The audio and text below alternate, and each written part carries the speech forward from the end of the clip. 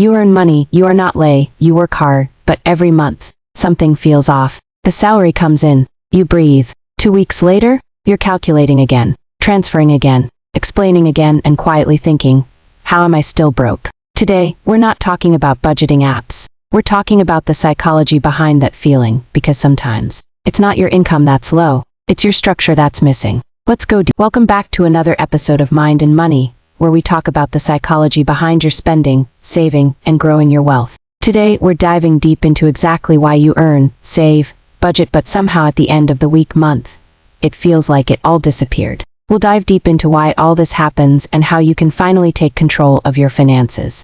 If you're new here, hit that subscribe button and join the Mind and Money family. Like this video and leave a thought. 1. You spend to recover from stress. Let me tell you about Nadia. Nadia works in a demanding office. When her salary drops, she doesn't think invest, she thinks finally I can rest. Finally I can enjoy. Finally I can eat. So she books dinner, orders things she doesn't need, upgrades small comforts, not because she's careless, because she's exhausted. Money becomes emotional recovery. If your salary feels like compensation for suffering, you will spend it trying to heal that suffering. You used to survive on less, let's say for $1,000, now you earn more. $10,000, but slowly, your standards upgraded. Better rides, better brunch sports, better just because purchases. Just gradual, your income rose, your baseline expenses rose faster. You're not broke, you're stretched. If your life feels stretched every month despite earning more, it's probably not that your salary is too low. It's that your lifestyle expanded quietly, and your spending structure never caught up. This is why it's so important to audit your baseline habits and decide which upgrades are truly valuable, and which are just creeping comfort expenses, stealing your peace. Point 3. You confuse income with wealth. Income is loud, wealth is silent. Let me give you a quick contrast. To friends, Noah earns $3,000, Nana earns $8,000, Noah saves $800 monthly. Nana saves nothing. 5 years later, Noah has options, Nana has pressure. Income impresses people. Wealth protects you. That tension between appearance and security, that's a broke feeling. That's the broke feeling. Income is what you earn this month. Wealth is what you keep grow, and can rely on in a long term. The confusion comes from focusing on the visible number, not the sustainable structure behind it. This is why many people upgrade their lifestyle as soon as their salary increases. They feel richer, but in reality, their financial position hasn't improved. True wealth isn't measured by your monthly income. It's measured by your ability to survive, thrive, and make choices without worrying about. Point 4. You don't know where the money actually goes. Be honest. If I asked, how much did you spend on food last month? Would you know? Or would you guess? When money is untracked, your brain feels out of control. And humans hate uncertainty. Financial blindness creates anxiety. You feel broke not because you are, but because you don't have clarity.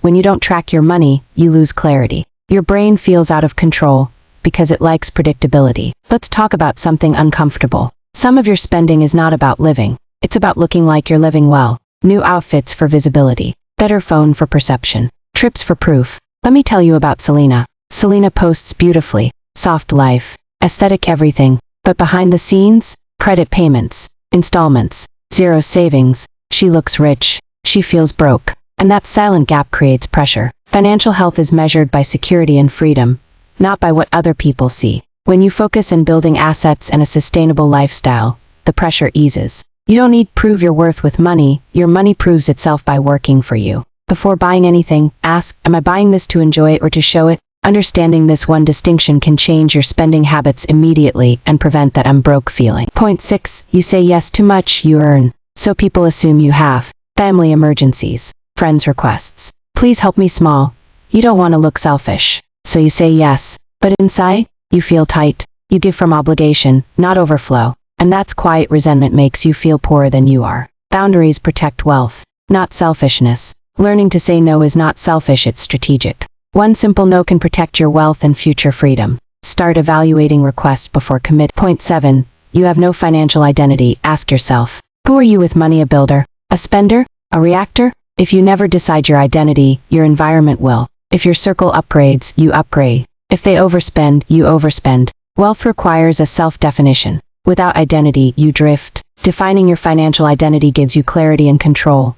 You know what to spend on, what to save for. You know how to invest. Your identity becomes your anchor, protecting you from impulses, social pressure, and the broke feeling. Decide who you are with money. Write it down. I am a builder. I am intentional. I grow my wealth. Once you define this, every financial decision becomes easier and more aligned with your goals. Point 8.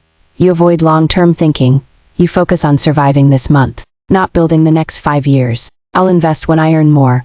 I'll save when things settle. But things rarely settle. Avoiding the future keeps you stuck in cycles. Short-term thinking creates long-term stress. Imagine getting paycheck, $800, no savings, no invest. Middle of the month, an unexpected medical bill or car repair of $600 arrives. Suddenly all the money disappears into emergencies.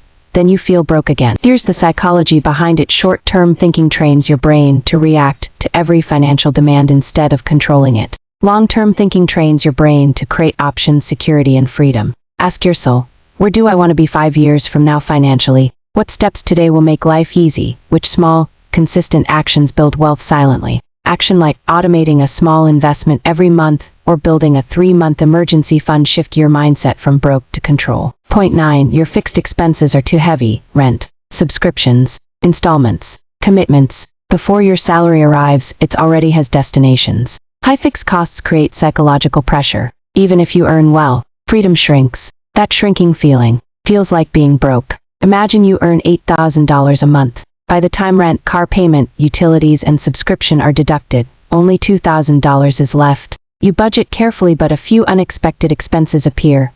A medical bill or a gift, $300. $300 is left. Suddenly you're scrambling and stressed. It's not that your income is small. It's that your fixed costs are heavy relative to your income, limiting your financial freedom. Fixed expenses are necessary, but they shouldn't control your life. Audit your monthly obligations. Cut subscriptions or memberships that no longer serve you. Negotiate bills or consider smarter alternatives. The lighter your fixed expenses, the freer you feel, even on the same income. Point 10. You compare your behind the scenes to other people's highlights. Social media shows trips, luxury, soft life, investments. You see outcomes. You don't see debt. You don't see sacrifices. You don't see family support. Comparison creates artificial poverty. Even when you're progressing, comparing yourself to others makes you feel poor.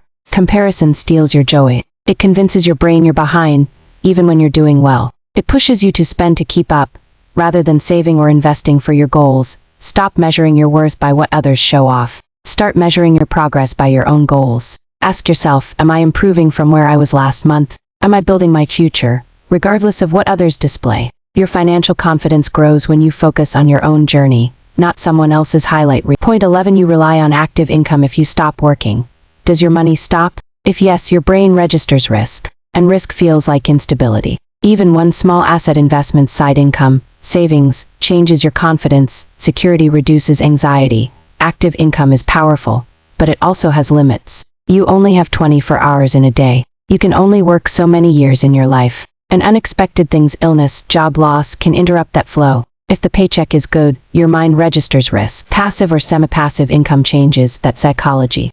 It doesn't have to start big. It could be investments that grow over time, a small side income, savings that earn interest, learning an asset class. Active income supports your life today. Assets support your life tomorrow. And when money begins to work with you, instead of depending entirely on you, financial anxiety starts to reduce. Security doesn't only come from earning more.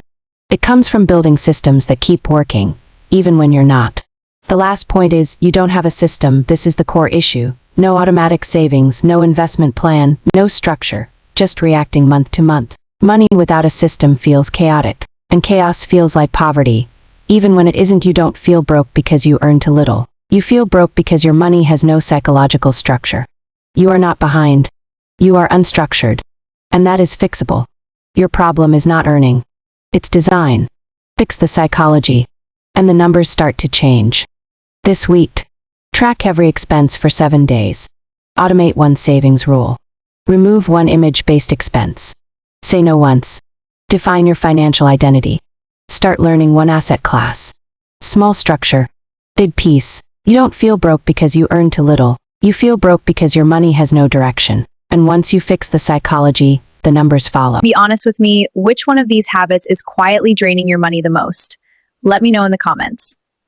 This is Mind and Money, where we don't just earn, we understand. Like, subscribe, and join us this and every weekend for more of this. Subscribe because your future self is watching.